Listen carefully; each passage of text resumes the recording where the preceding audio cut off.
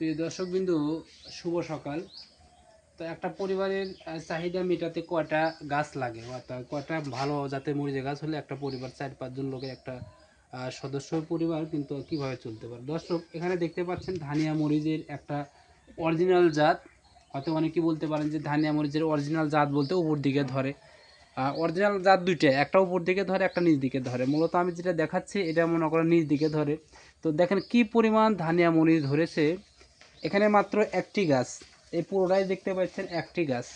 আর এই গাছটাতে যে পরিমাণ মরিচ ধরেছে তাতে একটা পরিবারে যদি 5 জন লোক থাকে তার 1 বছরের মরিচের চাহিদা কিন্তু এক গাছ থেকে পূর্ণ হয়ে যাবে। দেখেন আমি দেখাচ্ছি কি পরিমাণ মরিচ, এখানে একটি ডাল দেখাচ্ছে। এরকম এই পুরো গাছে যতগুলো ডালপালা রয়েছে প্রচুর ধরেছে, এই যে অনেক ধরেছে। এবং এইগুলো ছোটো মনে হলেও আপনারা জানেন যে ধানিয়া মরিচ যদি ছোটোও হয় তারপরে কিন্তু এর ঝাল কিন্তু অনেক বেশি।